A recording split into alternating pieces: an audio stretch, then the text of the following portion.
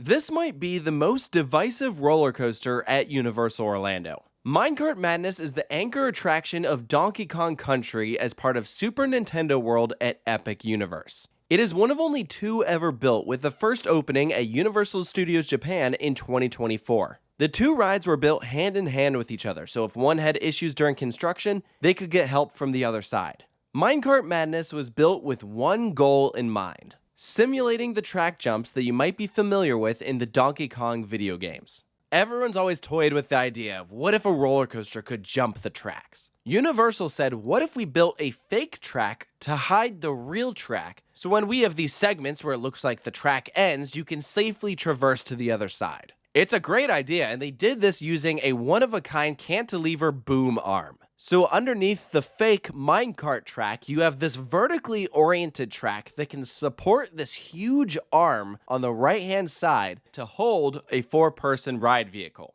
Technologically, that is incredibly impressive, because structurally, that arm has to be able to hold up not just the weight of the cart, but also all the riders. It has to be able to handle the forces associated with it. And even one step further, you had to manufacture track to accommodate for a heartline that is several feet above what you are creating. How do you want the riders to experience each element? The track was manufactured by the teams at Intermountain Lift out of Utah. They're the typical track provider for manufacturers like S&S and Premier Rides. And in 2018, I had the opportunity to tour their facility, and I saw for myself firsthand the Donkey Kong track that was built for Universal Japan. And that didn't open until 2024. So that just shows you how much time they really needed to perfect this system. Because first, you have to create a prototype. They had that up and running in Ogden, Utah for some time. And once they felt confident in the system, they could start putting it together in real life over in Japan. But if they spent so much time trying to get it right, then what makes it divisive?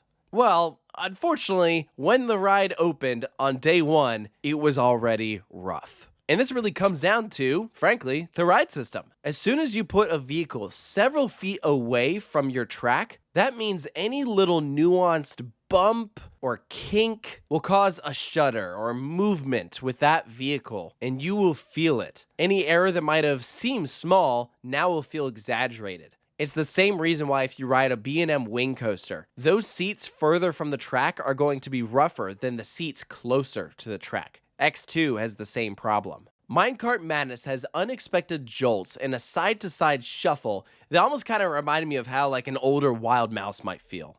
But in some ways, it kind of works. The whole concept with Minecart Madness is that you are jumping the track. Think of what that would feel like on an actual minecart. No way would it be a smooth experience. So thematically, those jolts actually kind of make sense. The weird part, though, is based off of my rides that I got on it, I found that those times when you are like airborne, jumping the track, were actually some of the smoothest parts of the experience. The shuffle comes when you are on the fake track, moving up and down or side to side. It's an odd thing that takes some getting used to, but it's also the reason that this ride might not be for everyone. If you are sensitive to roughness, I would probably say steer clear of this ride. I've heard of some people getting headaches from it, saying, okay, yeah, that was a one and done for me. And so it depends on your tolerance, because the other side of the coin seems to really enjoy it. I've heard a lot of guests love the experience despite the roughness. Kids in particular seem to have a great time on this attraction. And with its low height requirement, Minecart Madness is supposed to be a ride for the whole family, especially with its inherent theme being family friendly.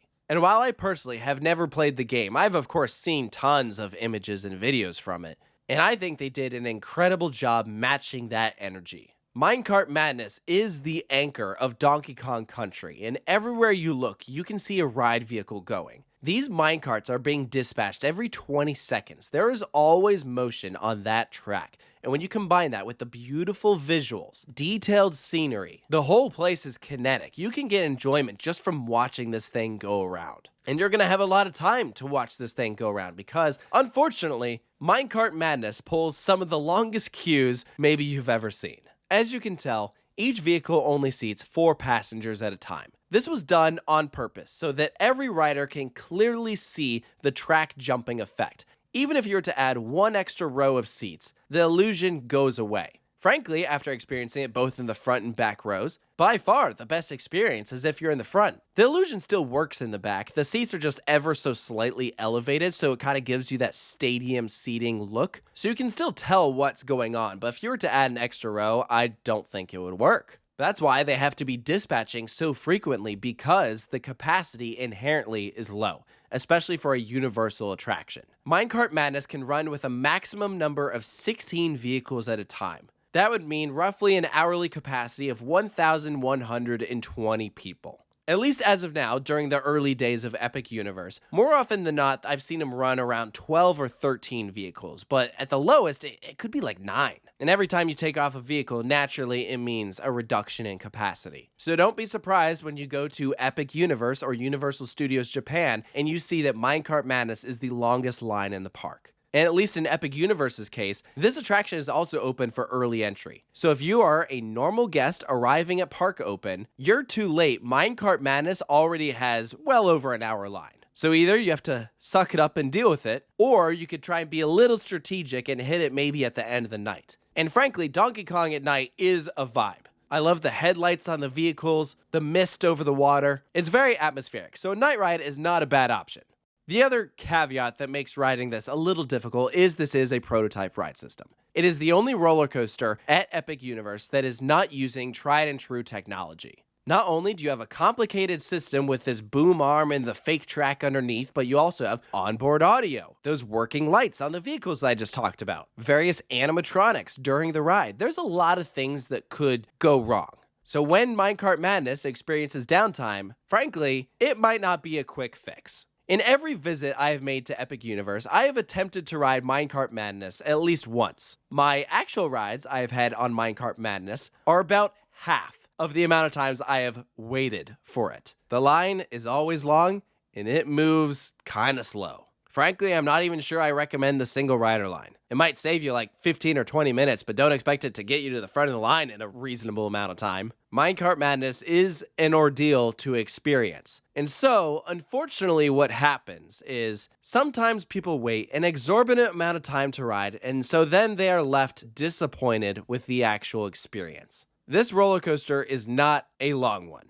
The layout is made up of 2 lift hills, multiple track jumps, 1 bank drop, a nice glide over water effect, and then some cool animatronics at the end. It's just over 60 seconds of actual ride time when you remove the 2 lift hills. And keep in mind, a lot of that ride time is made up of block sections. I believe Minecart Madness has 6 block sections during the ride to allow for that many vehicles going at once. And at least thematically, those straight sections of track make sense, like that's something that a minecart would be doing. And you don't slow down through these sections, so at least you maintain a good pace. And the entire ride is also done with completely original practical effects. There are no screens to be seen anywhere in the queue or during the ride, and that makes this one of the only rides at Epic Universe that is that way. Unfortunately, though, that does mean that the queue for Minecart Madness is pretty boring. So you're gonna have to wait a long time, and there's not a ton to look at. There is a cool animatronic setup partway through the line, but most of the queue is just gold painted walls with the occasional design. It literally feels like Temple Run, but with like 10 times the amount of people. Luckily though, it is a moving loading platform, so at least when you get to the station, those vehicles never stop. It's set up in a very similar way to Hagrid's, so you'll just step out onto the conveyor belt, pick whether you want the front or back, pull down your lap bar. It is very accommodating. You'll put any bags or loose items at your feet, and that is because the ride forces on this are so mild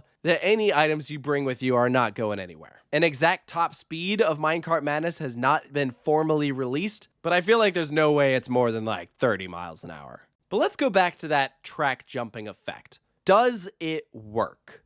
During my first ride, I'll tell you what, I found that fake track to be pretty convincing, all things considered. There were a few moments when I had to remind myself it wasn't real. So if you don't know how the system works, I could see you being tricked by it even for just a second. And they've done a nice job of hiding the boom arm, because from the ground, you're only seeing the left side of the vehicle. The arm is, of course, on the right, so it's out of guest view.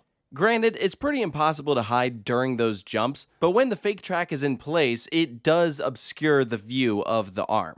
But here's where one of my issues comes in. While the track jumping effect works in many ways, there are times when you can clearly see the real track underneath, and there's no hiding it. For those moments though, it's at least painted the same color as the surrounding area, so maybe the average person won't notice it. I have to kind of suspend my disbelief and think about it from the mentality of someone who doesn't understand how the ride works, and I think they pull it off. Though there are a lot of track jumps, almost to the point where I wonder if it's a little too much, where it like oversaturates the gimmick. But I guess if your whole ride is designed essentially around one goal, you might as well make the most of it. But at the end of the day, you do have to look at Minecart Madness as a gimmick ride. It's cool for what it is. I'm glad it exists. I do wish it was a longer ride, that's for sure. But I'd be lying if I said I didn't get off the ride kind of going, huh, that was interesting. I thought it was fine. I was definitely taken back by all the joltiness. But at least thematically, they really dress this thing up. It's a visual spectacle, which I can really appreciate. But because of its capacity, immense popularity, and short ride time, I don't know that this is one I'm going to want to wait in line for more than I have to. I will always encourage people who are visiting for the first time to experience it at least once. But the reality is, of the many amazing rides at Epic Universe, there are others that I would encourage you to do multiple times, and I'm not sure this is one of them. So for Minecart Madness's final score, I'm giving it a 7 out of 10.